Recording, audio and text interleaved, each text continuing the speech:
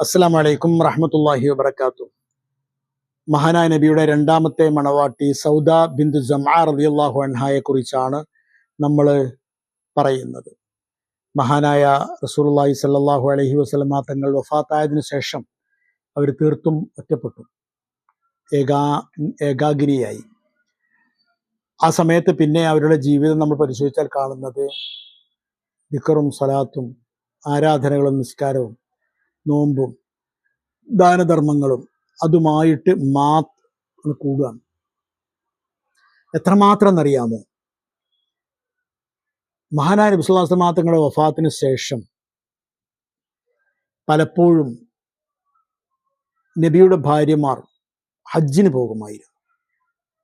മുഅ്മിനീങ്ങളായ ആൾക്കാരെല്ലാവരും അവരെ കാണും, അവരെ കാണാനും അവരുടെ ഒപ്പം ഹജ്ജ് ചെയ്യാനൊക്കെ ഉള്ള ഒരു വലിയ ഭാഗ്യമാണ്. പക്ഷെ ആ കൂട്ടത്തിൽ ഹജ്ജിന് ഒരിക്കലും പോവാത്ത, അതായത് ഞാൻ എൻ്റെ ജീവിതത്തിൽ ഒരു ഹജ്ജ് ചെയ്തിട്ടുണ്ട്, അത് അള്ളാഹുവിൻ്റെ റസൂലിൻ്റെ കൂടെ ഹജ്ജത്തുൽ വിദായിലാണ്.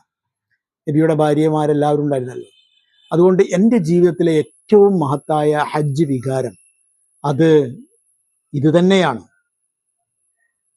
അതുകൊണ്ട് എനിക്കത് മതി, ആ ഓർമ്മകൾ മതി.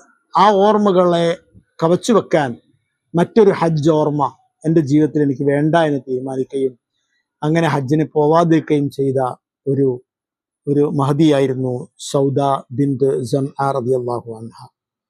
അങ്ങനെ അവർ സന്തോഷകരമായി ഈമാനിനെയും ഇസ്ലാമിനെയും അനുഭവിച്ചും ജീവിതം കൊണ്ട് സ്വീകരിച്ചും യാഥാർത്ഥ്യവൽക്കരിച്ചും അവർ ജീവിച്ചു.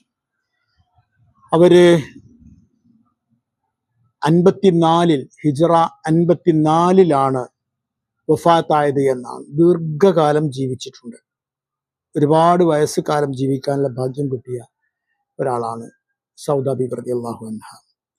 അവര് മുആവിയ ബിൻ അബി സുഫിയാൻ ഇസ്ലാമിക ഗവൺമെന്റിന്റെ ഭാഗമായിരുന്ന സമയത്താണ്, ഇസ്ലാമിക ഭരണാധികാരിയായിരുന്ന സമയത്താണ് വഫാത്തായത് എന്നും മദീനയിൽ വെച്ചായിരുന്നു.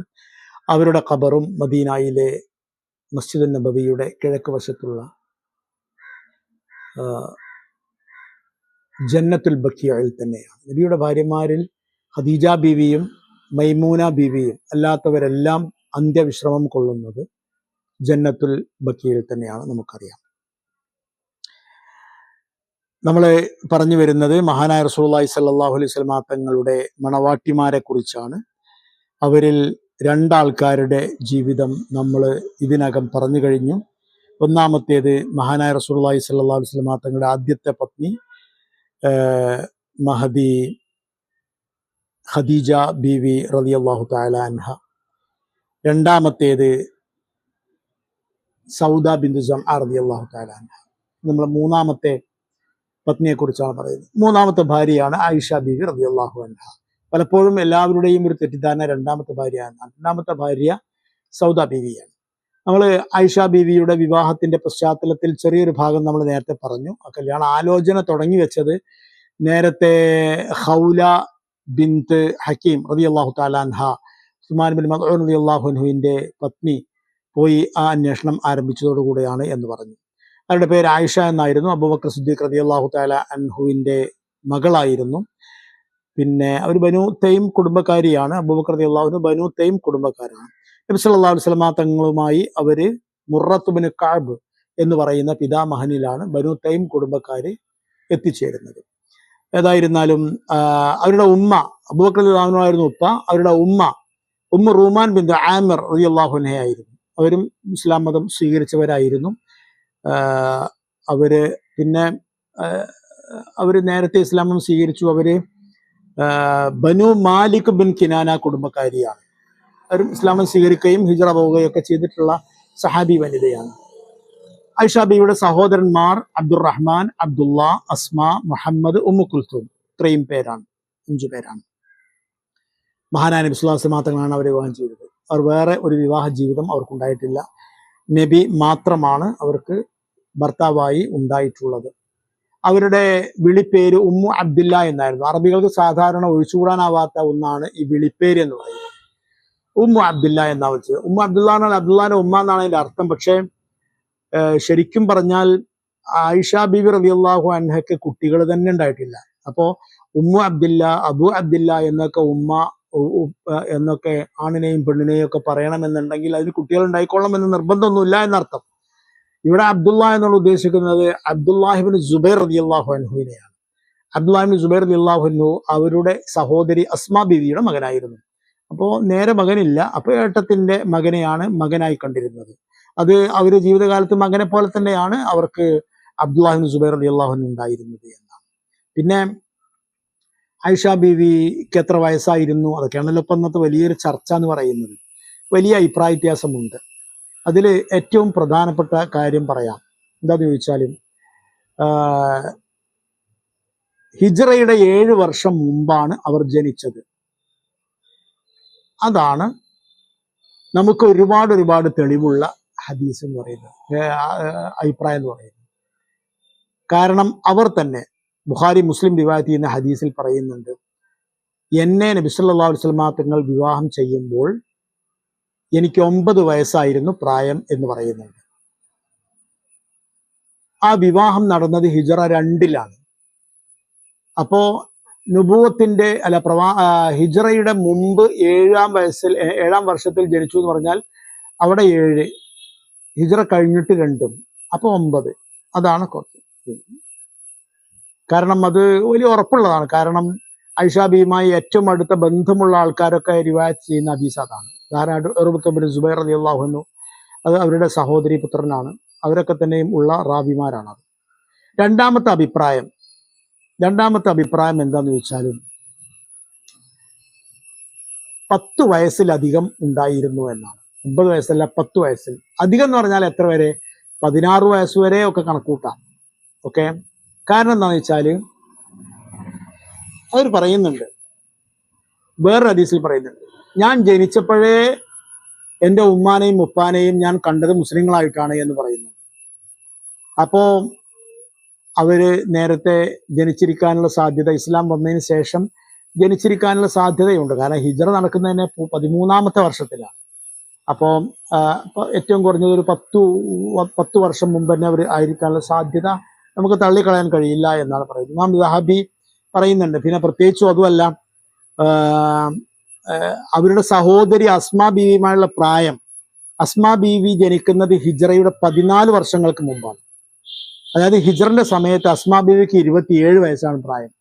അപ്പൊ ജ്യേഷ്ഠത്തിക്ക് 27 വയസ്സാണ് പ്രായമെങ്കിൽ അനുജത്തിക്ക് വെറും 7 വയസ്സായിരുന്നു എന്ന് പറയാൻ പ്രയാസമുണ്ടല്ലോ എന്നാണ് ഇമാം ദഹബി അടക്കമുള്ളവരൊക്കെ പറയുന്നത്. അദ്ദേഹമൊക്കെ പറയുന്നത് ഒന്നുകിൽ 12 വയസ്സ് അല്ലെങ്കിൽ 15 16 വയസ്സ് ഒക്കെ തീർച്ചയായിട്ടും ആ കല്യാണം നടക്കുമ്പോൾ ആയിഷ ബീവിക്ക് പ്രായം ഉണ്ടായിരിക്കും എന്നാണ്. ഇങ്ങനെ 2 അഭിപ്രായങ്ങളുണ്ട്. പിന്നെ നമ്മളൊരു കാര്യമുണ്ടല്ലോ, നമുക്ക് ഇതിലിപ്പോ ആയിഷ ബീവിയെ കുറ്റപ്പെടുത്തുക, അല്ലെങ്കിൽ ആയിഷ ബീവിയെ രക്ഷപ്പെടുത്തുക, നബിയെ കുറ്റപ്പെടുത്തുക, നബിയെ രക്ഷപ്പെടുത്തുക, ഇതൊന്നും നമ്മുടെ ഉദ്ദേശമല്ലല്ലോ. നമ്മൾ ഉള്ളത് പോലെ പറയുക, സത്യസന്ധമായി പറയാന്നുള്ളതാണ്. അതുകൊണ്ട് ആയിഷ ബീവി റളിയല്ലാഹു അൻഹ നേരെ ചൊവ്വേ തൻ്റെ സഹോദരിയുടെ മകൻ ഉർവത്തടക്കമുള്ളവരോട് എന്നെ നബി വിവാഹം ചെയ്തത് എനിക്ക് 9 വയസ്സ് പ്രായമുണ്ടാകുമ്പോഴാണ് എന്ന് പറഞ്ഞ ബുഖാരി മുസ്ലിം റഹ്മത്തുള്ളാഹി അലൈഹിമ അവർ വിവാഹം ചെയ്ത ആ ഹദീസ് തന്നെയാണ് നമുക്ക് തെളിവ്. അത് തന്നെയാണ് നമ്മൾ ഒന്നാമത്തെ തെളിവ്. രണ്ടാമത്തതൊക്കെ സാധ്യതകളാണ്. അസ്മാ ബീവി, കാരണം അസ്മാ ബീവിയുടെ ഉമ്മ വേറെയാണ്, ആയിഷ ബീവിയുടെ ഉമ്മ വേറെയാണ്. അതാണ്, അസ്മാ ബീവിയുടെ ഉമ്മ ഉമ്മുറുമാൻ അല്ല, ഖുതൈല എന്ന് പറയുന്നവരാണ്. അപ്പോൾ ആയിഷ ബീവി റളിയല്ലാഹു അൻഹയുടെ പ്രായം സഹോദരിയുടെ പ്രായം വെച്ചുകൊണ്ട് നമ്മൾ കണക്കൂട്ടുക എന്ന് പറയുമ്പോൾ അതൊരു നേരിയ സാധ്യത മാത്രമേ ഉള്ളൂ. പിന്നെ രണ്ടാമതൊന്ന് പറയാനുള്ളത്, ഞാൻ ജനിക്കുമ്പോഴേ എൻ്റെ ഉമ്മയും ഉപ്പയും ഇസ്ലാം ദീൻ അനുസരിച്ച് ജീവിക്കുന്നവരായിരുന്നു എന്ന് ആയിഷ ബീവി പറഞ്ഞത് ശരി തന്നെയാണ്. അതിപ്പോ 7-ാം വർഷത്തിൽ, അതായത് പ്രവാചകത്വത്തിന്റെ ഒരു 3-ാം വർഷത്തിൽ 4-ാം വർഷത്തിൽ ജനിച്ചാലും ഒക്കെ അങ്ങനെ പറയാലോ. 1-ാം വർഷത്തിൽ ജനിച്ചാലും പറയാം, 2-ാം വർഷത്തിൽ ജനിച്ചാലും പറയാം, 13-ാം വർഷത്തിൽ ജനിച്ചാലും പറയാം. അപ്പോൾ അത് അങ്ങനെ ഒരു കൃത്യമായ കണക്കിനെ ആധാരമാക്കിയുള്ളതല്ല. അതുകൊണ്ട് ആ അഭിപ്രായം പറഞ്ഞവർ വളരെ പ്രധാനപ്പെട്ട പല ഇമാമിങ്ങളുമാണ്. അതുകൊണ്ട് നമുക്ക് എന്ത് പറയാം, ഒന്നാമത്തെ അഭിപ്രായം, നബി ആയിഷ ബീവിയെ വിവാഹം ചെയ്യുമ്പോൾ അവരുടെ പ്രായം 9 വയസ്സായിരുന്നു. രണ്ടാമത്തെ അഭിപ്രായം, ആയിഷ ബീവിക്ക് ആ വിവാഹം നടക്കുമ്പോൾ 10 മുതൽ 16 വയസ്സ് വരെയുള്ള പ്രായങ്ങളിൽ ഏതെങ്കിലും ഒരു പ്രായമായിരുന്നു. അങ്ങനെ പറയാം. അതാണ് അദബ്, അതാണ് മച്ചലക്കം. ചില ആൾക്കാരങ്ങനെയല്ല. ചില ആൾക്കാരങ്ങോട്ട് മുഷ്ടി ചുരുട്ടിയിട്ട് ശബ്ദമൊക്കെ വലുതാക്കിയിട്ട് ഭയങ്കരമായ എന്തൊക്കെയോ കണ്ടുപറ്റിയിരിക്കുന്നു, ഭയങ്കരമായ എന്തൊക്കെയോ പറയുന്നു എന്ന അർത്ഥത്തിലൊക്കെ പറയാറുണ്ട്. അവരാണ് സത്യത്തിൽ ഈ പറഞ്ഞ വിവാദങ്ങളൊക്കെ ഉണ്ടാക്കിയത്. അല്ലെങ്കിൽ പറയാനുള്ളൊരു കാര്യം തന്നെയാണ്, ആ നാട്ടിൽ അനുകൂലിക്കുന്നവരും പ്രതികൂലിക്കുന്നവരും ശത്രുക്കളും മിത്രങ്ങളും എല്ലാവരും ഉണ്ടായിരുന്നല്ലോ. എന്നിട്ട് ആ ഒരു കുട്ടിയെ ആ സമയത്ത് ആ പ്രായത്തിൽ കല്യാണം ആലോചിച്ചപ്പോ ആരെങ്കിലും ചോദിച്ചുവോ? എന്തെങ്കിലും എതിർ പറഞ്ഞോ? അബൂബക്കർ റളിയല്ലാഹു അൻഹു ഒരു വസ്ത്ര വ്യാപാരിയായിരുന്നില്ലേ? അദ്ദേഹം ബുദ്ധിമാനായിരുന്നില്ലേ? നബിയുടെ ഏറ്റവും അടുത്ത ആളായിരുന്നില്ലേ? എന്നിട്ടും എന്തുകൊണ്ട് എങ്ങനെ നബിയെ അവളെ കെട്ടിക്കാനായിട്ടില്ലല്ലോ എന്നൊരിക്കൽ പോലും അബൂബക്കർ റളിയല്ലാഹു അൻഹു പറയുകയോ തോന്നിപ്പിക്കുകയോ ചെയ്തിട്ടില്ലല്ലോ. അത് തന്നെയാണ് ഏറ്റവും വലിയ തെളിവ്. പിന്നെയോ കാലങ്ങൾ, കുലങ്ങൾ, പ്രദേശങ്ങൾ, അവിടെയൊക്കെ വ്യത്യാസം ഉണ്ടാവും. അത് ലോകത്ത് ഒരുപാട് നേതാക്കന്മാരുടെ ഉദാഹരണം നമുക്ക് പറയാനുണ്ട്. പക്ഷെ നമുക്കിപ്പോ മറ്റേതെങ്കിലും ഒരാളുടെ കാര്യം അങ്ങനെ പറയലല്ലോ ഉദ്ദേശം. അതുകൊണ്ട് പറയുന്നതാണ്. ശൈശവ വിവാഹം, കുട്ടികളുടെ വിവാഹം, അതൊക്കെ പണ്ട് മുതലേ മനുഷ്യ സമൂഹത്തിന്റെ വിവിധ തട്ടുകളിൽ ഉള്ളത് തന്നെയാണ്. അതേസമയം പിന്നെ ഈ വിവാഹം നടന്നു എന്ന് പറഞ്ഞാൽ 9 വയസ്സിൽ വിവാഹം കഴിച്ചു എന്ന് മാത്രമേ ഉള്ളൂ. അതിന്റെ അർത്ഥം അന്ന് തന്നെ അവർ ലൈംഗികമായി ഉപയോഗപ്പെടുത്തിയെന്നൊന്നും അതിന്റെ അർത്ഥമില്ല. അങ്ങനെ നബി സല്ലല്ലാഹു അലൈഹി വസല്ലമ തങ്ങളും ആയിഷ ബീവിയും ഒന്നിച്ചു ബനാബി എന്ന് പറഞ്ഞാൽ എന്നെ മണവാട്ടിയായി അവരുടെ മണിയറയിലേക്ക് ആനയിക്കപ്പെട്ടത് 9ാമത്തെ വയസ്സിലായിരുന്നു മാത്രമേ ഉള്ളൂ. എന്നിട്ട് എന്ത് സംഭവിച്ചു എന്നുള്ളതൊന്നും ആരും പറഞ്ഞിട്ടില്ല. കാരണം ഇവിടെ ആയിഷ ബീവിയുടെയും നബിയുടെയും വിവാഹത്തിന്റെ കാര്യത്തിൽ കുട്ടികൾ, ലൈംഗികത, ഇതിനൊന്നും ഒരർത്ഥവുമില്ല സത്യത്തിൽ. അതുണ്ടായിരുന്നുവെങ്കിൽ എത്രയോ കുട്ടികൾ ഉണ്ടായിരുന്ന നബി സല്ലല്ലാഹു അലൈഹി വസല്ലമ തങ്ങൾക്ക് ആയിഷ ബീവിയിൽ, കന്യകയായ ആയിഷ ബീവിയിൽ ഒരു കുട്ടി ഉണ്ടാകേണ്ടതായിരുന്നു. ഉണ്ടായില്ലല്ലോ. അപ്പോ ദുരുപദിഷ്ഠിതമായ വാദങ്ങൾ, അവരുടെ ലക്ഷ്യങ്ങൾ വേറെയാണ്. അങ്ങനെ മനസ്സിലാക്കണം. നമ്മളോ, നമ്മുടെ പ്രമാണങ്ങൾ എന്ത് പറയുന്നു, ആ പ്രമാണങ്ങളിൽ നമ്മൾ ഉറച്ചു നിൽക്കും. അസ്സലാമു അലൈക്കും വറഹ്മത്തുള്ളാഹി വബറകാതുഹു.